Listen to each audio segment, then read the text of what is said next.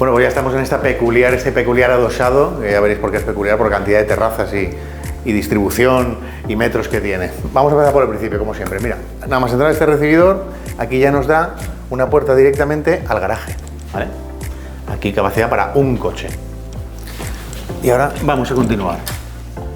Si pasáis por aquí, luego subiremos por ahí y veremos todo de arriba. Aquí hay un pequeño armario que se ha aprovechado todo el hueco de la escalera para hacer un armario empotrado, o puerta directamente. Aquí ya estamos en el salón comedor, podéis ver que es bastante amplio, con chimenea, aparatos de aire acondicionado. Aquí una zona de comedor y accedemos directamente a la cocina. Cocina equipada con todos los electrodomésticos, podéis ver. Luego nos fijaremos, saldremos un momentito al patio. Y aquí encontramos ya esto es una despensa bastante grande y amplia.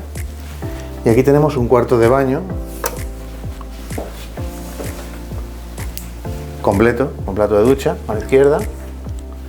Y esto podría ser perfectamente, bueno, era un cuarto de una niña, pero se puede hacer un pequeño estudio, en fin, o incluso una habitación, porque tiene puerta, etcétera, pero bueno, como un pequeño estudio.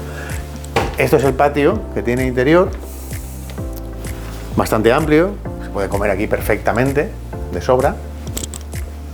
Y explico antes por aquí, estas escaleras van también a la zona de las habitaciones y al solarium que está arriba del todo. Pero vamos a hacer el recorrido natural que es por dentro de la casa. Pero vamos, que se puede acceder a las habitaciones por aquí también. Volvemos por nuestros propios pasos, recopilamos estudio, baño completo, despensa, cocina, comedor y salón, por aquí. Aquí tenemos la puerta de entrada, el armario empotrado y el garaje. Vamos por arriba. Aquí tenemos 4 habitaciones dobles. La primera, aire acondicionado, está vestida. Segunda habitación, doble.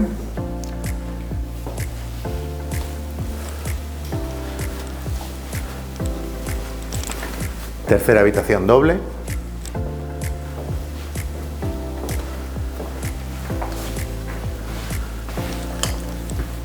Y una cuarta habitación, doble también, lo que pasa es que ahora se está utilizando a modo de trastero por las mudanzas y todo ese tipo de cosas. Continuamos, que aún queda que ver. Aquí tenemos un cuarto de baño amplio. Este es el único que no se ha reformado, el resto de la casa está prácticamente toda reformada, pero es un baño grande. Podrían salir 2 cuartos de baño de aquí para dar un servicio más a las habitaciones de arriba. Y esto actualmente es un cuarto de lavandería, exclusivamente para lavandería. Pero fijaos las dimensiones, o sea, si hay que poner otra habitación más, teníamos 4, con esta 5 y la que hemos visto abajo de estudio serían 6. Pero vamos a contemplarla como una estancia de eso, de lavandería, porque está todo esto aquí. Y ahora salimos a una terracita. Este es el patio que hemos visto antes.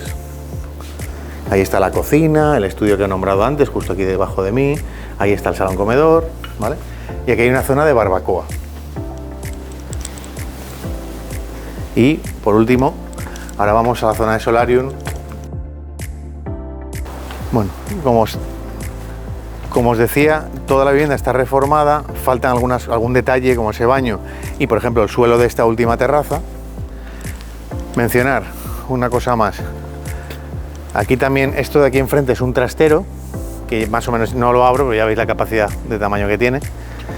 Y bueno, esta es la zona más de esparcimiento y tal de la terraza. Ahí tenemos un centro comercial, que no recuerdo el nombre. Esto es Massama Gray, tenemos todos los comercios, hostelería, todo lo que hay por aquí. Tenemos un supermercado conocido, Mercadona, todo eso está aquí. Lo tenemos aquí a 8 minutos andando.